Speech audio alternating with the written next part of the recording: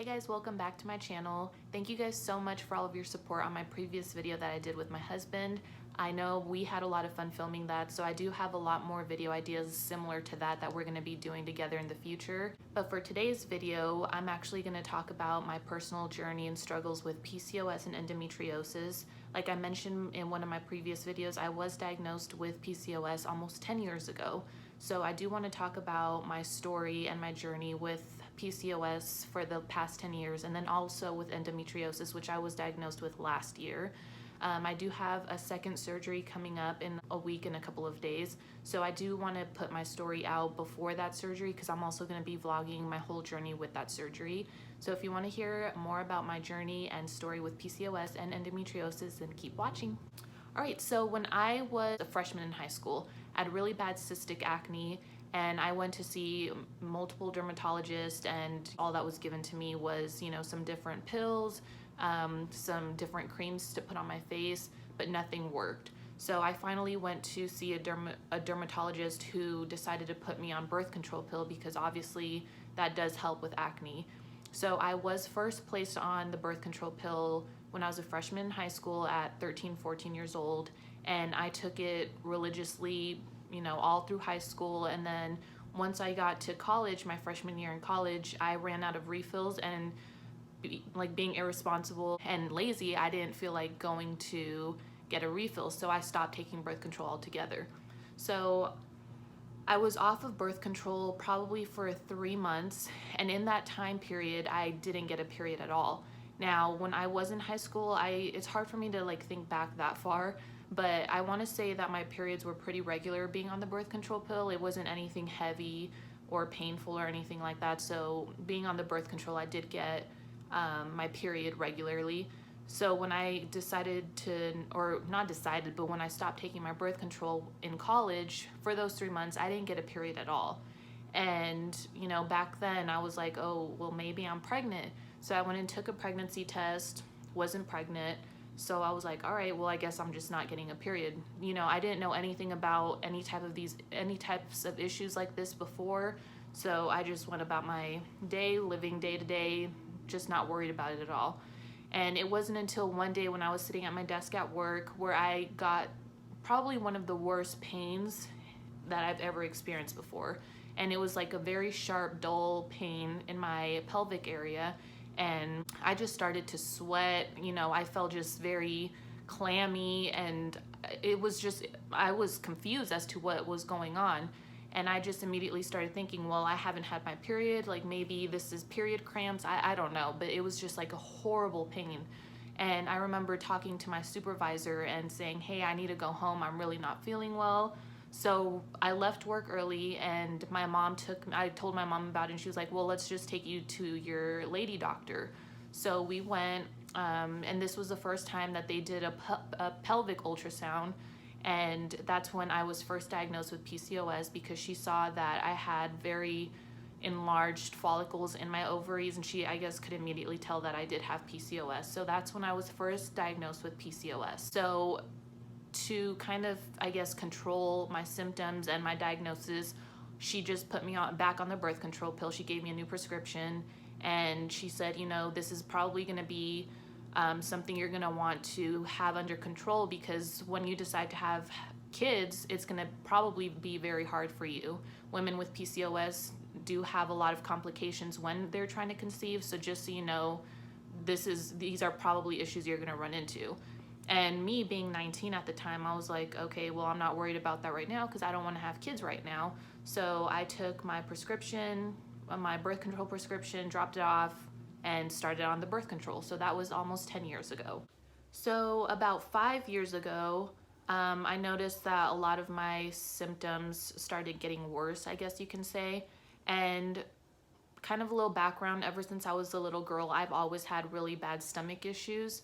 I would always complain of my stomach hurting, and I went to see a stomach doctor probably when I was 11, and they did an endoscopy, which is when they put a camera down your esophagus and go into your stomach to see what's going on. So I did have that when I was 11, 12-ish, and they did find that I had little stomach ulcers. And that's pretty much it. But ever since I could remember, like, I've always been irregular with my bowel movements. I've had really bad heartburn and acid reflux. So this has been an issue that I've dealt with all of my life. And probably about 6 or 7 years ago, I went to see a stomach specialist here in Arizona again, because again, I was having the same issues. I was always constipated. I had really bad heartburn, you know, just your regular stomach issues like that. And I guess they're not really irregular because some people don't experience this, but yeah, that was my life, you know, every day. And it didn't matter what I ate. I would literally wake up with heartburn and then go to sleep with heartburn. So it was like an all day, every day type of thing. So I went to see a stomach specialist, and they did a colonoscopy and an endoscopy this time. And they pretty much found that everything was normal. So they like wanted to do tests and all of this, but I was like, you know what, whatever. So I just started taking like heartburn medicine daily, and that pretty much helped with my heartburn. But I was still like constipated and having irregular bowel movements. Like maybe I would probably go like once every 3 days or something like that. So all of these things have been something that's just normal to me, and I've just kind of dealt with. Well, probably like like I said before, 2-3 years ago, these symptoms just like were getting out of hand, and I was like, you know what, I've had enough. So I decided to go back to my stomach doctor, and she just started doing all of these tests on me. And then around that same time, I went to a new OBGYN and again filled her in with all of my issues, and she was like, oh, you have PCOS, great. And she was probably one of the first doctors that kind of gave me a little more background on what PCOS was, and she was the first doctor to tell me what foods to avoid. And like I mentioned in my PCOS video, you want to stay away from dairy, gluten, sugars. So she was the first doctor after probably 8 years at that time to tell me, you know, how to handle these symptoms. And when I told her I had PCOS, she was like, you know what, let's do a pelvic ultrasound and let's see like what's going on. So after all this time, you know, it's like I finally found a doctor that was concerned about my diagnosis. So she went in, did a pelvic ultrasound, and she did confirm that I had PCOS because she saw the same thing on my ovaries, I guess cysts. And not only that, but she also found that my uterus was irregular. So a uterus is basically shaped like an upside down triangle. So when she went in to do the pelvic ultrasound, she saw that my uterus was actually like a heart shaped. So there was like a tiny split in the middle of my uterus. And then she also found like, I guess, like a little polyp. I forgot what term she used, but something, it was like a growth on the right side of my uterus. So she said, you know, it's nothing to be concerned with. It doesn't look like anything serious, but just so you know, like that's what you have. And she called it a septated uterus is what it was called. And she said, I can refer you to a fertility specialist. So when you want to start having kids, I would recommend you go see her because it might be a little tricky for you to get pregnant with your PCOS and now septated uterus. So when she told me this, she said that what they would have to do is just like a quick procedure where they go in through your vagina and they would basically shave this part up of my uterus to basically make it regular so that it's a triangle, and also just remove this growth that I had inside my uterus. And she was like, it doesn't look like it's anything like cancerous or anything like that, but before you start having kids, I recommend you go see her so they can fix that. And I was like, great. And at that same time, she changed my birth control pill to a PCOS friendly one that had more estrogen, I believe. So she switched my birth control pill, and I went about my day. And I was like, okay, I don't have to see this fertility specialist yet because I'm not trying to have kids yet. So like I said, at the same time, I was seeing the stomach specialist, and I started running all of these tests. The first test they did was a lactose intolerant test. And they also did H. pylori breath test. And basically H. pylori is like a bacterial infection, I want to say, that lives in your stomach and can cause all these problems. And I did test positive for the H. pylori, and I was borderline lactose intolerant. So for the H. pylori, they just gave me antibiotics, and that basically got rid of it. So after those tests that I did for the H. pylori and the lactose intolerance test, she wanted to just continue doing different tests just to start eliminating stuff basically. So the next test she wanted to do was just to do like an ultrasound on the right side of my stomach just to see if there was anything abnormal there.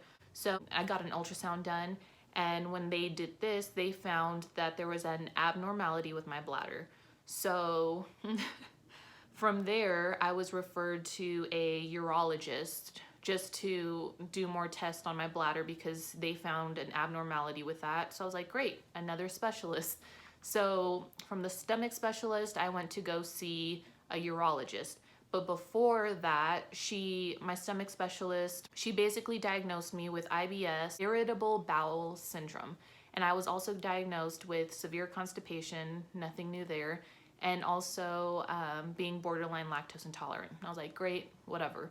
So I went to go see the urologist, and what he wanted to do is basically do, I want to say it was a CAT scan. They inject dye into you, and you have to have a full bladder, which was very uncomfortable and painful. You have to drink a whole bunch of water to the point where your bladder expands, and then they inject a dye in you and put you through the CAT scan machine. So the point of the CAT scan and the dye and all of that is just to see how the dye travels through your urinary system, your urinary tract system, I guess. And please forgive me, I'm not a doctor, or I'm not like medical terminology savvy, so please bear with me. But basically they just wanted to see how the dye travels through my system, and if there's any blockages, anything like that, how it gets to my bladder, if my bladder is properly working, all of that. So after that, my test came back regular, nothing was wrong with my bladder. However, they did find that there was fluid in my pelvic area. So he said, the urologist said, go back to your OBGYN and see what's going on with that, because if you do have PCOS, it could be something along those lines that you're having issues and you're having all this pain. So kind of to give you like a breakdown of what pain I was really experiencing, I would get like sharp pains in my abdominal area. I would have severe cramps and bleeding with my periods. I would feel like lightheaded, sometimes like dizziness, sometimes I would feel nauseous. And on top of that, I also had like really bad pelvic area pain and back pain, and also my hips would be like on fire if I stood too long. And lastly, my legs would start to go numb and like tingly. So I had all of these different symptoms, and the stomach doctor was just trying to rule everything out, and the urologist, everything was fine with my bladder and all of that, but like I said, he did find fluid in my pelvic area. So at this point, I called my OBGYN, who first referred me to go see my stomach specialist, and I said, hey, like, I went to see a urologist and this is what they found. They wanted me to come back to you just to do more tests and all of that. She said, you know what? I think it's best that you go see this fertility specialist that I've been wanting you to see because of your septated uterus, and this sounds like you might have endometriosis, and she is like one of the best doctors here to go see for that. I was like, great, I'll go see her. So at this point, I've seen a stomach specialist, I've seen my OBGYN, I've seen a urologist, and now I'm gonna go see a fertility specialist. And this all happened within like a 6 month period, seeing all these doctors, getting all these different tests done. At this point, I was like, I don't care who I see, I just want a diagnosis. I want to know what's wrong with me because I'm tired of feeling like this.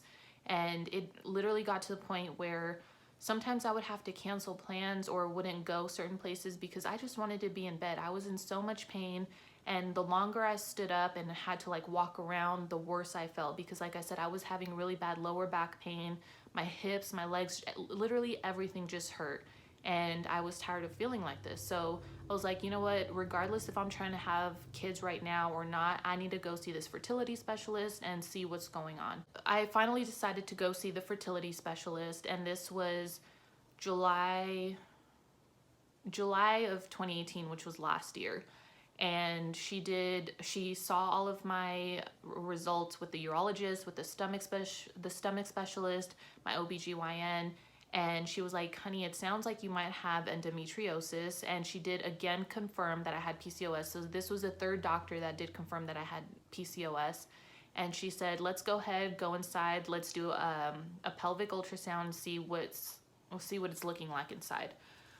So we did a pelvic ultrasound, and she was looking around, and she was like, okay, well, I'm not really seeing anything off of here, but your uterus does look a little weird. So as soon as she said this, I remembered that my previous OBGYN had said that I had a septated uterus. So I brought this up to her, and she was like, okay, this makes sense, because when she was in there, she said things looked a little weird. After I told her that I had a septated uterus, she further looked at my ultrasound images, and she was like, you don't have a septated uterus. What you have is a unicornuate?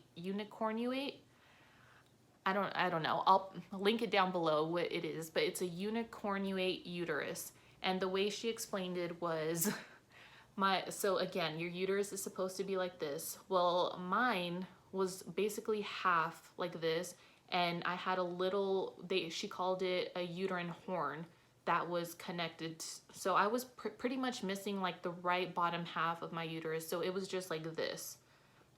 And when you're having a period, your uterus lining sheds, and that's what causes menstrual bleeding. However, because I didn't, like, this wasn't really attached to my uterus, every time that I was bleeding, this little uterine horn, is what she called it, would fill up with blood and then eventually leak into like my pelvic cavity.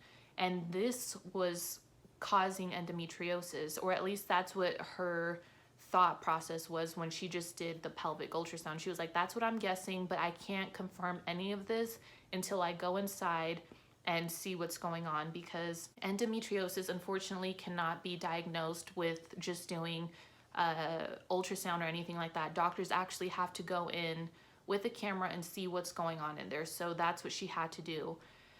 And so we scheduled that surgery, which is called a laparoscopy. I don't know. Some of these terms, like I said, it's hard for me to pronounce, but it's basically a procedure where they go in with cameras and see what's going on. So we scheduled that for August of last year. When she first told me what, like, the type of uterus I had or whatever, I was like, oh, that sounds cute. It's like a little unicorn, you know? But at the same time, I was like, what does this mean for when I want to have kids? So day of surgery, I go, I'm going to have to sleep over, because she's not only removing part of my uterus, she's going to see if I do have endometriosis, and then go from there. So I did have to sleep over that night. And I believe the surgery lasted about 4 hours.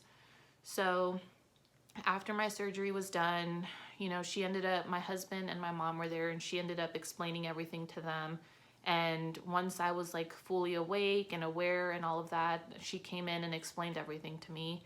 And she said it was much more messier in there than she had expected. So what she had to do was she had to remove the right side of my uterus, which was, again, that horn. And she said once she like cut open that little horn, and keep in mind, when I first saw my OBGYN, remember I did say that in my right side of my uterus, she saw that I had like a little, like a growth in there. Well, come to find out, that growth was actually my uterus, and it was filled with blood, like a lot of blood, which she said that that's what has been causing me my pain. And on top of that, my right fallopian tube was completely shredded and not even connected to my uterus. And it wasn't even connected to my ovary. It was just like floating in there.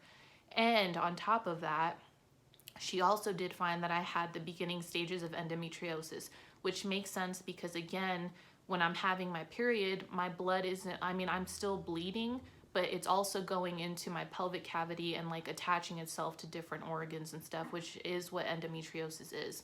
So she had to remove that uterine horn, stitch up my left half of the uterus, and remove my fallopian tube and clean up all the endometriosis that I did have in there.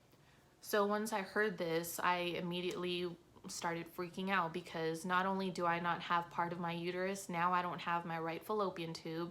My ovaries were thankfully okay, but now when I'm trying to have a kid, I only have one fallopian tube and one ovary to work off of. And to top it all off, when she did she like injected dye into me just to make sure that my left fallopian tube, which is the one that I have left, was properly working. And she said that it didn't look like it was functioning too well. And she didn't want me to stress out about this because she said it could be that, you know, they were just in there messing things up in there, so it could be just a little bit blocked, but she saw that it was just dripping a little bit. So I immediately started freaking out, and that's not what I wanted to hear, but at the same time I was relieved that I didn't think that I was going crazy and that this pain was in fact real, and you know, I was finally able to take care of all of these symptoms and pain that I was experiencing. So it was kind of like good and bad news at the same time, but I was staying positive, and I just, you know, was on the road to recovery basically. So I was out of work for 2 weeks, and I went to my post-op and everything looked fine. My uterus was healing well, and you know, everything was good. So after that, we did schedule an HSG 3 months after my surgery, and an HSG is basically where they inject dye into your cervix, and the dye basically goes through your fallopian tube and into your ovary or something like that. And she just wanted to do this again because my fallopian tube that I had in there wasn't properly working. So she just wanted to do this test to make sure that it's fine and that it's opened and flowing into my ovary. And this process and this procedure was really painful, I'm not gonna lie. So the night before, I'm pretty sure I had to take like antibiotics, and then the morning of I had to take ibuprofen just to prep my body. So when I went in for the HSG, they don't numb you, they don't do anything. All they do, so they basically stick you, like go in through your vagina, and they inject dye into your cervix. Well, that in itself was very uncomfortable and painful. However, my cervix wasn't opening, so she basically had to jam that scope in, basically, that injects the dye into me. And then she had to kind of clamp my cervix shut so that the dye wouldn't drip out. And as she's doing this, she's doing x-rays, I want to say. Yeah, x-rays, just to see like the movement of the dye as it's flowing in through my cervix and into my fallopian tube. So the procedure was probably like 15 minutes long, but it was honestly so painful and so uncomfortable. Like I was literally like clenching the sheet on me, and then like tears started flowing down. And at the same time, like I'm focusing because she had like the TV screen face towards me so I can see the movement of the dye as she's taking pictures. So I was also trying to keep my eyes focused on that. And as soon as I like open my eyes and I look at the screen, I see the dye like flowing through the tube and like into my ovary. And that was an immediate sign like of relief, because this whole time I was like, oh my God, like what if I do have to do IVF and my fallopian tube's not working? Because now I only have one. So as soon as I saw that, like I just started crying because I knew, you know, that my fallopian tube was working. So this was great news. So after that procedure, I was still, like during my recovery time after my surgery, I still had pain on my right side, lower right side. So I guess like my right ovary, it felt like something was wrong with my right ovary.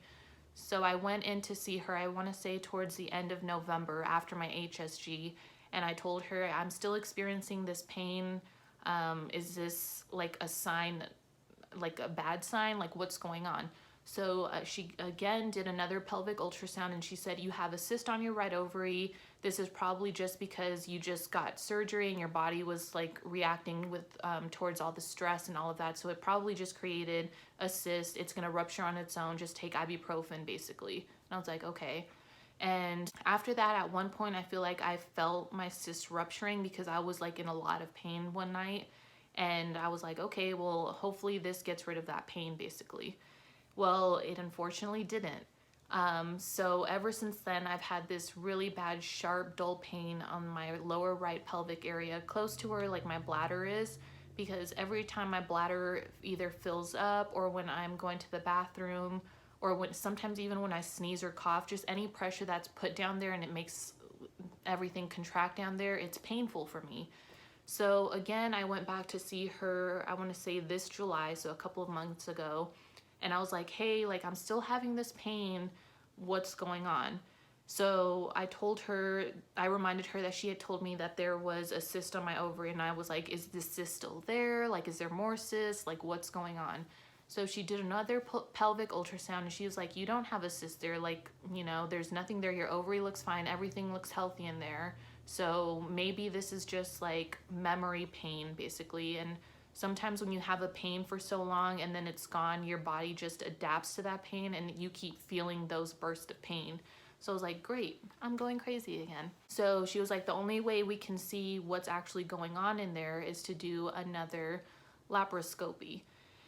So here I am a year later, still experiencing the pain. I have my surgery scheduled for October 29th, and she's thinking that it might be more endometriosis that's causing this pain because I'm experiencing all of the same symptoms I was last year with lower back pain, my hips hurting, feeling lightheaded, dizzy, sometimes nauseous. I didn't mention that back in May, I did get off the birth control pill, and I have had periods every month. They haven't been normal, so sometimes I'll get them, you know, in 40 days, sometimes 35 days, and your cycle is only supposed to technically last 28 days. Well, my cycles are lasting 40 days, but I am getting a period. The first period off of my birth control pill was very, very painful and very heavy, but I was expecting this getting off the birth control pill. And the reason I'm doing this is just because I haven't been off the pill for that long, so I wanted to see how my body reacted, how my body did off of the birth control, especially after having the surgery, because in my mind I thought everything was going to be fine, but apparently not. And this month I have not had a period. It's been, I want to say, close to 50 days, and I still haven't had a period. And this past week has honestly been one of the hardest and worst weeks for me. It's just taken a complete toll on my body. It's been hard for me to even get up in the mornings and to walk because I feel like when I get up from bed, all of the blood rushes and it's just very painful. And I want to say that I might be ovulating. That's why I'm experiencing all of these pains, because not only do I have the pain on my right side now, it's now on my left ovary as well. And it just feels like my ovaries are like very swollen, and yeah, just every time I get up, it's just like excruciating pain. And I'm just like counting down the days till my surgery because I just want to be able to feel better again. And I'm not usually one to like complain about my pain. Like I kind of just, I mean, I have no other choice but to keep going because I mean, who's gonna do the stuff that I'm supposed to be doing, you know? So I kind of just push through everything, and I really don't like being that person to complain about what I'm feeling. I don't like people feeling sorry for me or anything like that, and I'm honestly very grateful for my support system and more importantly my husband, because honestly I probably wouldn't be able to get through everything I'm getting through without him. He's been very supportive and understanding since day one. So that's pretty much my story with PCOS, endometriosis. I'm looking forward to my surgery. I just want to feel better. I want all these symptoms to go away. I hate being the Debbie Downer. I sometimes have to cancel plans or just not go at all because of the pain I'm feeling. And I don't even like saying like, oh, I don't want to do this because I'm in pain, because I feel like I'm an idiot. Like some women have this so much worse than me, and I just feel like like I said, I don't like complaining about it. I'm very blessed and fortunate to be where I'm at today and, you know, have everything that I have, so I don't like complaining about stuff, but it's honestly been very hard, very difficult, and just thinking about possibly having to have infertility issues scares the crap out of me, because I want a family, I want to have kids, and the thought of not being able to honestly terrifies me. And that's not something that I have ever thought that I was gonna have to deal with, you know. Like I mentioned in one of my videos, when you're young, you think that having a baby is gonna be so easy. And now that I'm where I'm at now at the age of 28, I see all of the women in my life, a lot of women have experienced, you know, miscarriages, had to get pregnant with IVF, and there's just so many issues that you're not made aware of until you get to the point of starting to have kids or starting a family. So honestly, the thought of not having kids is, I'm not gonna sit here and lie like I haven't thought it, because honestly it's on my mind all the time. And yeah, so like I said, I'm very fortunate to have my husband who has been understanding and supportive, so I appreciate him a lot. I'm looking forward to my surgery, which is October 29th, and I am going to be vlogging that whole journey. Tomorrow I have my pre-op appointment, so I'm going to try to vlog as much as I can. And I just wanted to get this video out before then, just so it kind of goes in line and you guys are all aware of my story and journey. And also to let all of you women know who are experiencing similar issues that you're not alone. And this has been something that has helped me get through all of this, is reading all of these different blogs and hearing different women's stories. What they're experiencing has helped me so much. And, you know, women reaching out to me and sharing their stories honestly has helped me a lot too, because it makes you realize that you're not alone and that you're not going crazy, and, you know, how strong we are as women, knowing that, you know, we have to deal with all of this. And it's honestly one of the hardest things to experience as a woman when it comes to, because I feel like as a woman, when you're born, it's like that's our destiny, is to be able to carry children, carry life inside of us, and, you know, create future generations. So when you're told that that could possibly not happen, like, it takes a huge toll on you, not only physically, but mentally and emotionally.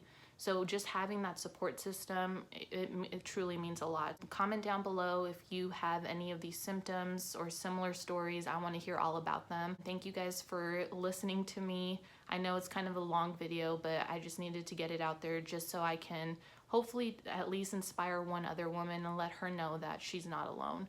But yeah, share this video with someone that you may think is experiencing similar things, just to let them know that they're not alone. And again, thank you guys so much for watching and supporting me. And yeah, I'll see you guys in my next video. Bye.